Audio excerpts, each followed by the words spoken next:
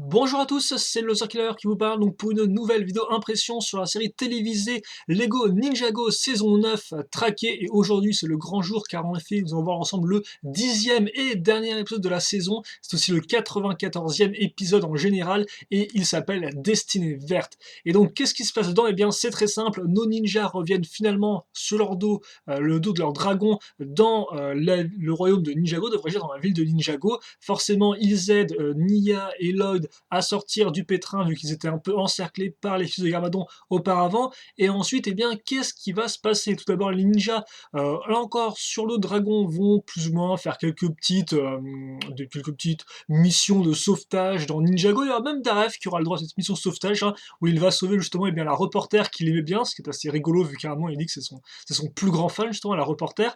Et d'ailleurs, on peut voir la magnifique technique de Daref. Et aussi, ça me rappelle une question que je me posais, est-ce que la presse était libre ou pas avec les fils de Garmadon? Visiblement non, mais c'est un peu bizarre, et de toute façon je pense que c'est pas vraiment le concept de la série d'expliquer ce genre de choses. Il y aura aussi les ninjas, les 4 ninjas devrais-je dire plutôt, qui vont essayer bien de faire tomber le colosse de pierre pendant à peu près tout l'épisode. Au début ils vont pas trop arriver, ils vont se prendre quand même quelques gros coups de poing dans leur dragon, ce qui est pas tip top. Forcément ils vont essayer de le faire tomber comment? Et bien grâce aux chaînes qu'ils ont récupérées dans le royaume des Oni et des dragons, mais hélas un peu sans succès, jusqu'à ce que eh bien, Kai aille directement sur le colosse et tente eh bien, de relier les différentes chaînes entre elles pour le faire tomber plus facilement. Il tombe une fois, mais se relève, et après, bah, forcément, hein, ils auront l'aide de tout le monde qui vient les aider avec des chaînes pour enfin terminer la menace du colosse. Mais ça, on en reparlera. Et quand je dis tout le monde, c'est tout le monde, car en effet, le retour des ninjas est annoncé dans la prison de Cryptarium entre temps, et donc c'est Karloff qui la prend et qui tape très fort ses barreaux jusqu'à détruire. Alors là, effectivement, deux choses par rapport à la prison de Cryptarium. La première, c'est que déjà on voit que Ronin n'est plus avec Misako dans la même cellule, ce qui est assez étrange. Il était déplacé avec Karloff et Griffin Turner, si je ne dis pas de bêtises, donc le maître élémentaire de la vitesse. Donc déjà, je trouve que c'était un peu chaud de mettre les trois en même temps dans une même cellule, mais bon, voilà quoi.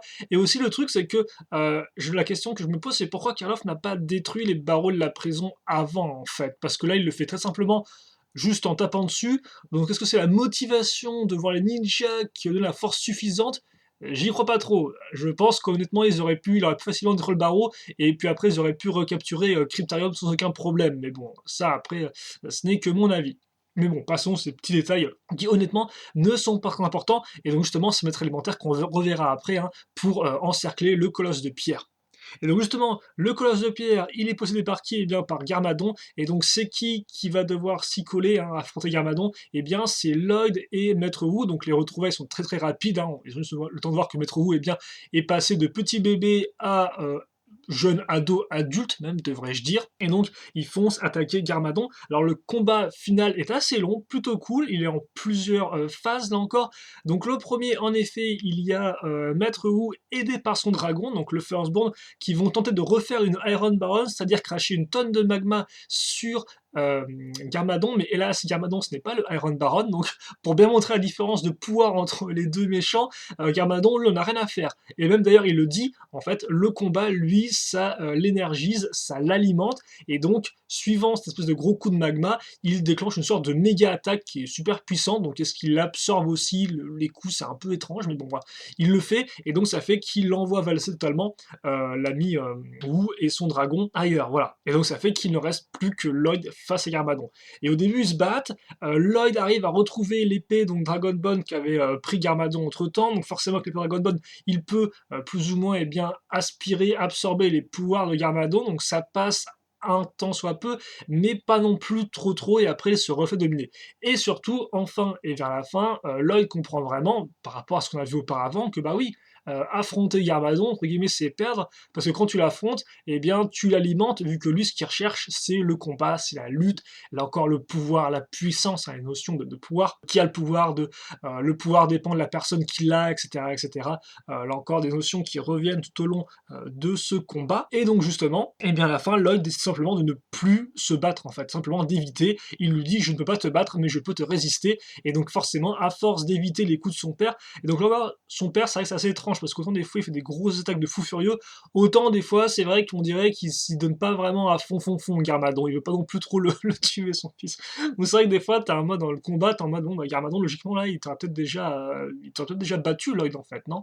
Mais bon, voilà, donc il y a des moments comme ça, et donc après voilà, il comprend, et donc à force de ne pas se battre, bah Garmadon tape juste dans le vide en fait, hein, très clairement, il tape dans le vide, jusqu'à être complètement épuisé et perdre ses pouvoirs. Et ça, c'est assez intéressant, je trouve, parce que je sais pas si ça fait référence ou pas aux vieilles saisons, mais souvenez-vous, dans la saison de Rebooted, donc c'est la saison 3, si je ne dis pas de bêtises, et bien justement, on avait Garmadon en version Sensei à l'époque, donc en version maître, qui partait avec LOL justement pour éviter l'Overlord. Et donc les deux, c'est une sorte de grand trek où justement Garmadon enseignait un peu le pacifisme, le combat sans spécialement se battre en fait à Lloyd. Et donc là, je trouve que ça fait un peu écho à ça, vu qu'à la fin, bah, Lloyd, qu'est-ce qu'il fait? Il ne se bat pas, quoi. Justement. Et c'est ça un peu toute l'idée de la saison, c'est que Lloyd, on lui a dit dès le début, t'as plus de pouvoir, entre guillemets, enfin, tu n'as plus de pouvoir élémentaire, donc tu ne pourras plus te battre, entre guillemets, directement, mais tu peux quand même, entre guillemets, avoir le pouvoir, et bien, sans te battre. En effet, en dirigeant d'autres personnes, donc ça, il l'a fait avec la Résistance, après, il l'a fait un peu plus avec Skylor, plus personnellement, et là, enfin, effectivement, bah, il se bat sans se battre, c'est-à-dire que, eh bien, il crève Garmadon, mais plus de fatigue qu'autre chose, quoi. Et donc ça, c'était vraiment assez intéressant, et ça faisait complètement, je trouve, écho à ce petit trait qu'il avait eu, cette relation père-fils entre les deux, quoi. Et donc justement, là encore, les deux parlent ensemble. Il y a un côté un peu personnel, mais pas non plus trop, je trouve, en tout cas peut-être pas autant que dans d'autres combats avec les deux dedans. Voilà. Et donc, eh bien, une fois que c'est fait, eh bien, Ninjago est plus ou moins sauvé, vu que Garmadon ne peut plus attaquer, même si forcément il prévient Lloyd, il lui dit il n'y a que moi qui aurais pu défendre la ville par rapport à ce qui allait arriver, parce que toi tu n'y arriveras pas du tout, une chose terrifiante. C'est effectivement, ça fait écho à ce qu'il avait dit à Romu un peu plus tôt, que dans le royaume des défunts, il avait vu une menace très sombre, une nuit éternelle qui allait s'abattre sur Ninjago City, et donc il était le seul qui pouvait encore la défier. Visiblement, c'est fichu, et c'est Lloyd qui a gagné. Alors après, il me semble que Wu revient avec son armure dorée, mais je sais plus exactement quand. C'est peut-être plus pour aider par rapport au Colosse. Et d'ailleurs, je me demandais ça effectivement, est-ce que quand Garmadon se bat contre Lloyd, est-ce que c'est aussi lui qui doit contrôler le Colosse pendant ce temps, ou est-ce que le Colosse a juste besoin de son énergie pour fonctionner, et le Colosse donc fonctionne en automatique? Parce qu'effectivement, on voit le Colosse qui affronte les ninjas directement, et je me demandais, est-ce que c'est Garmadon qui donne les coups de poing, etc., ou est-ce que non, c'est juste le Colosse qui le fait de lui-même face à la menace, et il a juste besoin de l'énergie de Garmadon pour fonctionner, mais pas spécialement de ses ordres. Ça, je ne sais pas. Voilà. Et donc ça, c'est pour l'épisode, enfin pour les hommes, mais en tout cas c'est pour le combat. Donc vraiment un combat qui est en plusieurs phases, qui avance au fur et à mesure, qui commence le jour, il me semble, ou qui finit la nuit. Bref, c'est vraiment plutôt bien fait. Là encore une belle confrontation, même si là encore, comme je dis, des fois, on sent que Garmadon aurait pu finir Lloyd beaucoup plus rapidement, et bon, pour des raisons d'histoire, ce n'est pas le cas. Et après, donc, on a l'épilogue forcément, avec les ninjas qui sauvent la ville, hein, tout simplement. Garmadon qui se fait enfermer et emmener par les policiers, tout comme les fils de Garmadon qui le rejoigneront en cellule, je suppose. Et aussi et surtout, c'est vrai que, bah, en fait, ouais, Garmadon, c'est vrai qu'on m'a fait un commentaire, il me dit: «Garmadon, ouais, il se sauvé par les policiers comme ça, sans rien faire». C'est un peu bizarre, alors que c'est Garmadon, quoi, il a 4 bras et tout. Mais je pense qu'en fait, on pourrait justifier ça éventuellement parce que déjà, d'une, il a plus de pouvoir.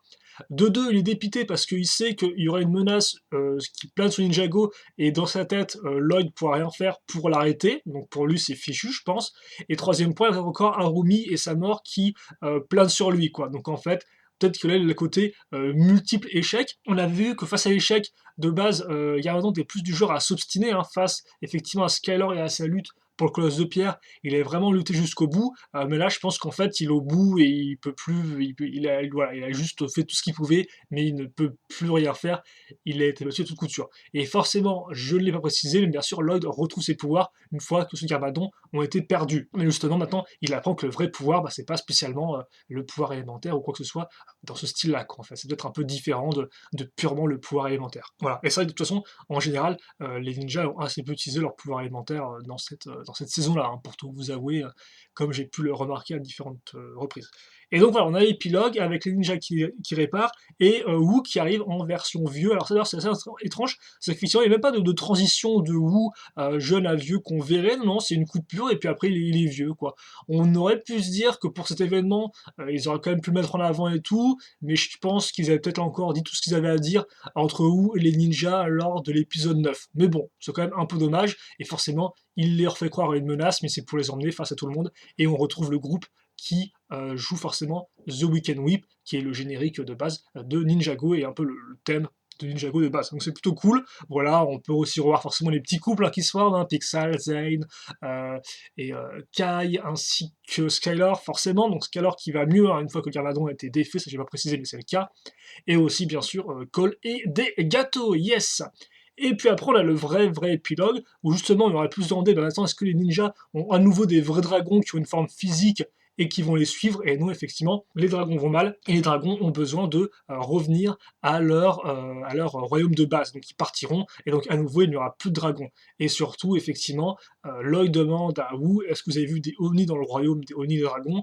Non, il n'y en avait pas, et donc forcément, Lloyd fait le lien avec ce que l'œil Garmadon, et comprend que la prochaine grosse menace inarrêtable, ce sera sûrement les Oni et leur magie noire. Et ça s'arrête là-dessus, donc là encore, pas vraiment un pur cliffhanger, hein, c'est pas aussi c'est pas pire que la saison précédente qui était vraiment un pur cliffhanger avant la suite de cette saison-là, mais quand même, voilà, on sent que au final, c'est peut-être pas encore fini, et pourtant, c'est vrai que moi, pour moi, la saison était plus ou moins une façon de finir plus ou moins cette pseudo-trilogie.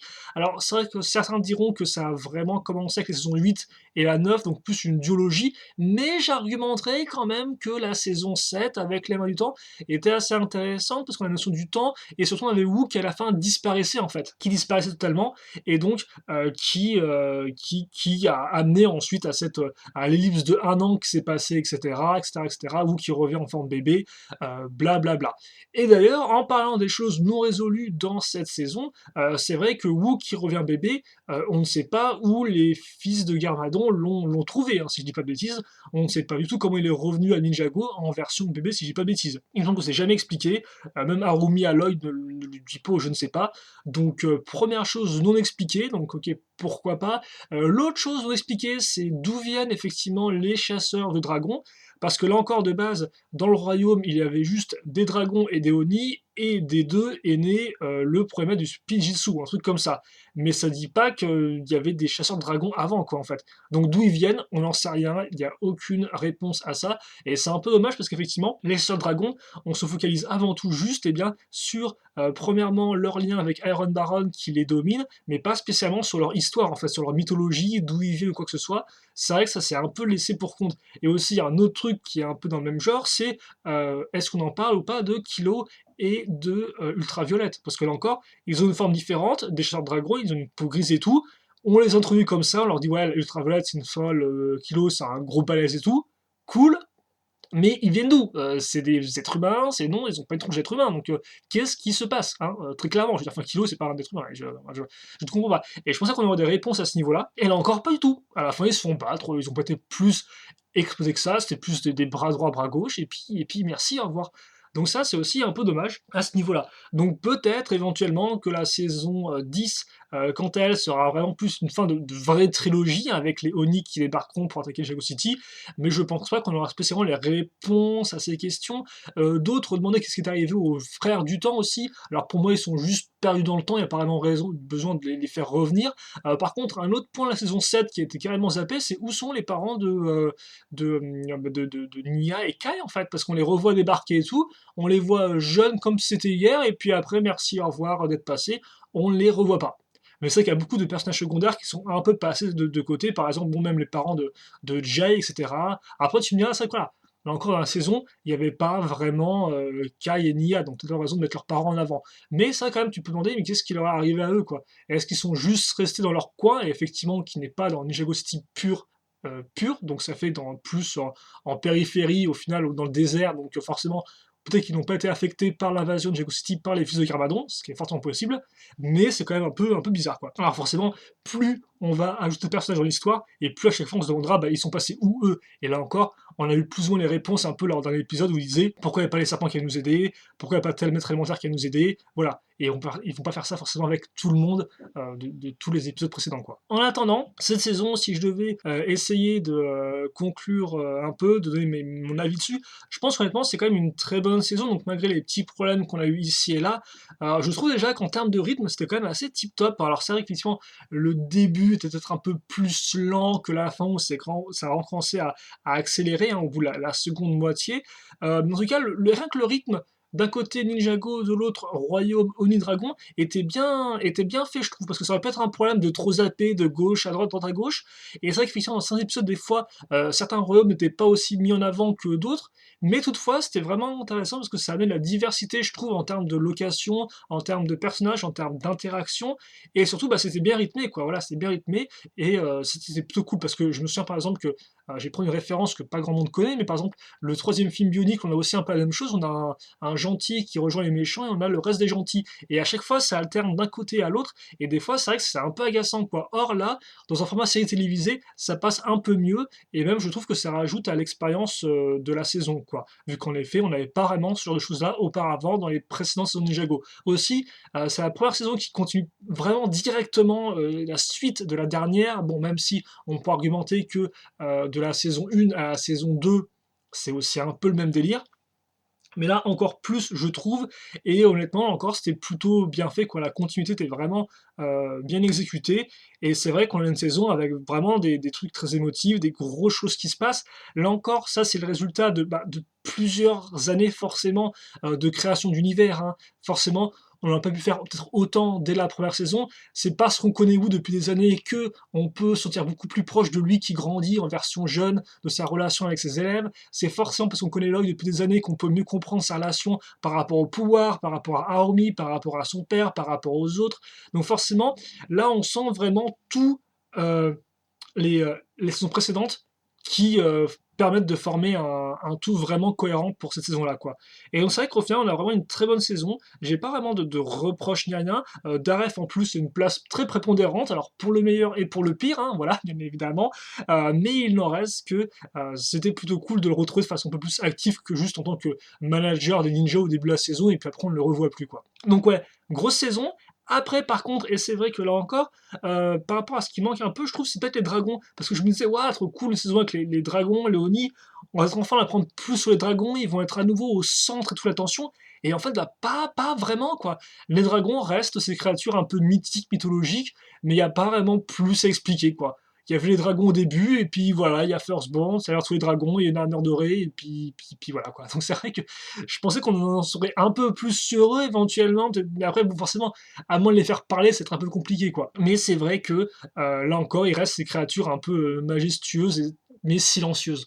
Donc c'est vrai qu'on n'apprend pas non plus que ça sur les dragons, hein. Je dois vous avouer que ça, par rapport à une de mes attentes initiales, j'ai pas vraiment une réponse à ce niveau-là. Et donc, comme je dis, hein, c'est pas la seule élément qui n'a, hélas, pas de réponse à la fin de la saison. En attendant, je pense que j'ai assez parlé comme ça pour cette vidéo. Vous l'aurez compris, saison 9, très bonne saison. La prochaine saison, ce n'est pas vraiment une, ce sont plus des épisodes pour nous mener à l'épisode 100. Donc on aura visiblement plusieurs intrigues, mais ce sera plus une sorte de format un peu spécial que vraiment une pure saison qui va continuer celle-ci, si je dis pas de bêtises. Après là encore, je n'en suis pas entièrement sûr, donc à voir. Et donc bah on verra bien ce que nous réserve Léonie quand ils arriveront. En attendant, c'est vraiment tout pour moi cette fois-ci. Vraiment une bonne saison. Honnêtement, je trouve que peut-être que là, sur le coup, la série animée était peut-être plus intéressante que les jouets en général, pour tout vous avouer. Parce que dans les jouets, j'aurais aimé qu'il y en ait un peu plus, mais la saison, je trouve qu'elle a pile poil fait ce qu'elle devait faire. Donc voilà. Bref, je vais arrêter de parler. Maintenant, c'est moi qui vais vous laisser aux commandes, donc n'hésitez pas à commenter, à dire ce que vous avez pensé de ce dernier épisode et de cette saison 9 en général, et aussi même de la saison 8, hein, vu que les deux sont plus ou moins liés maintenant, on a une sorte de bon gros duo. Et voilà, moi j'ai tout dit, j'ai plus rien à dire, j'ai plus de voix, j'ai plus rien. Allez, je vous quitte là-dessus, donc passez une bonne journée, une bonne soirée, une bonne tout ce que vous voulez, portez-vous bien, et à la prochaine. Allez, salut à tous et à toutes.